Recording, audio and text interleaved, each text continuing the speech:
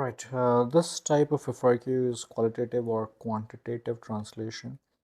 There's a block 1 of mass m1 that slides to the right along a horizontal surface with a speed v0 towards block 2 of mass m2, which is initially at rest. When block 1 collides with block 2, they stick together, and the friction between the blocks and the surface is negligible. That's great. If block 2 is much less massive than block 1, estimate the approximate speed of the two block system after the collision in terms of V0. Justify your estimate using qualitative reasoning beyond the referencing equations. I think it makes sense that if block 2 is much less massive than block 1, so okay, the equation says that momentum is conserved, right? So if the momentum is conserved, the initial momentum m1 v0 of block 1 plus momentum of block 2, which is 0, will be equal to m1 plus m2 times the new velocity v. So dividing both sides with m1 plus m2, the velocity is just v.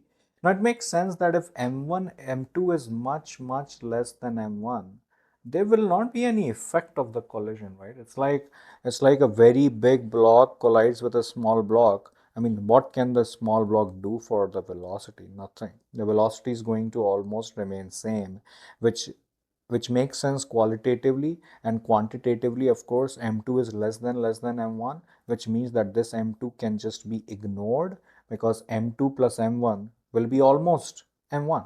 I mean, if you do 1 kilogram with 10 grams, that's just about 1 kilogram only, right? 10 grams is not going to make a huge difference. So this will become approximately mv0 over m1. These two are cancelled and v will be about v0 only. There will not be any huge change. There is not any substantial change. You can also support your statement by saying that the momentum, since this velocity is, sorry, since this mass is very less, right? So eventually this momentum will also be very less. And after all, we are conserving the momentum, right? So initial momentum is only of block 1. The final momentum is of block 1 and block 2. And since the block two's momentum is very less, this can be ignored, which means that the initial momentum and final momentum are same. So initial velocity and final velocity will also be same. That's all. Uh, that's also something that you can use by referencing momentum. Okay, B says that starting with conservation of momentum, derive an equation for V final, the speed of the two block system after the collision. Begin. Okay, so that's something that we have already that we already did last time. We already have our equation, right? So I can just copy and paste this over there, because that's why the only difference is we will not be doing any approximation this time of the mass. So this will be the V final over here, and we have started with the conservation of momentum, of course. So after conserving the momentum, that's how the situation looks like. Finally, if block 2 is much less massive than block 1, does the equation you derived in part B agree with the qualitative reasoning? Yes, definitely it agrees, because if m2 is very less, then this can be ignored and m1 is cancelled, and then of course the final velocity is just same as the initial velocity.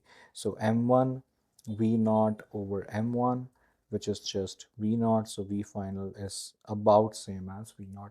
So I think in this question, we can just ignore writing the equations part, because it's not like they are going to deduct marks, but that's not something that they want us to show, because they want us to, explain it beyond the equation. So you can just say that the momentum is conserved.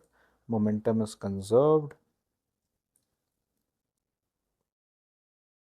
Momentum is conserved. That's the first thing. The final momentum of block 2 can be ignored because the velocity is very less. This means that the initial momentum of block, that it means that the final momentum is only of block 1, and that is also same as the initial momentum because it is also block 1, which means that the final velocity is about same as the initial velocity, and that's how you can conclude question 1 without referencing equations, because they are anyway making us use these equations in the coming parts. So that's how we can solve this question.